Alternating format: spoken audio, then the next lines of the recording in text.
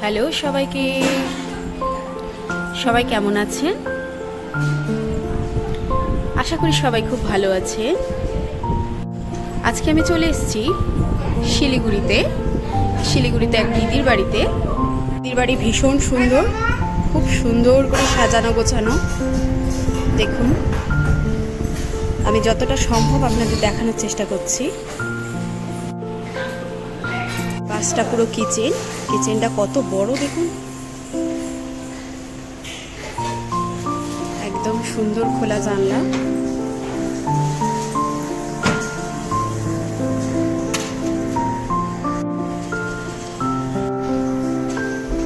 আর এখানে রয়েছে দেখুন রাধা গোবিন্দ অষ্টসখী।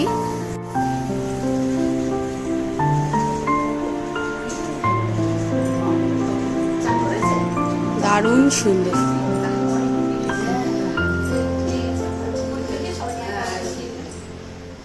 খুব সুন্দর মন্দির।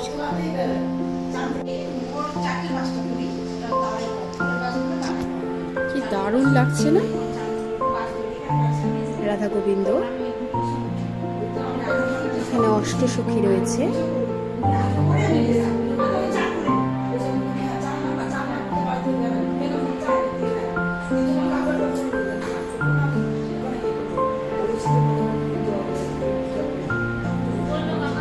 মন্দিরটা ডাইনিং এর মধ্যেই রয়েছে।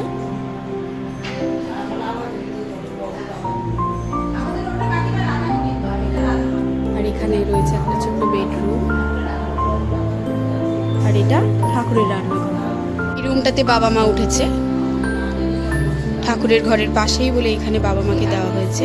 দিদিরা বাবা মাকে এখানে দিয়েছে। কি সুন্দরভাবে সাজানো গোছানো, দেখেছেন? দারুণ সুন্দর। এইরকম খোলামেলা বাড়ি হলে আর কিছু লাগে না বলুন? আর কোথাও ঘুরতে যাওয়াও লাগে না, কিছু না, নিজের বাড়িটাতেই থাকতে ইচ্ছা করে। দিদির বাড়িটা একদম রাস্তার ধারে, বাগডোগরা থেকে আর একটু 10 মিনিট এগিয়ে।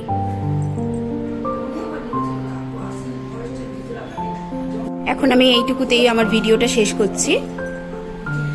নিশ্চয়ই আমি সম্ভব হলে পুরো বাড়িটার যতটা পারবো আপনাদের দেখানোর চেষ্টা করব ভিডিও করে।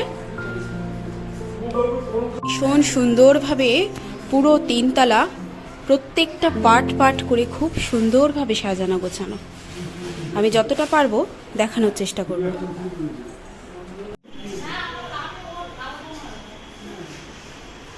যে এটা দিদি, এই দিদির বাড়িতেই এসছি। মা, আমার বাংলাদেশের ননদের ছেলে সবাই বসে রয়েছে। রুমটা দিদি ওপরে দিয়েছে, আমি দেখাবো আপনাদের। ঠিক আছে, সবাই ভালো থাকবেন, সুস্থ থাকবেন। দেখা হবে নিশ্চয়ই নতুন আরেকটি ভিডিও নিয়ে। টাটা।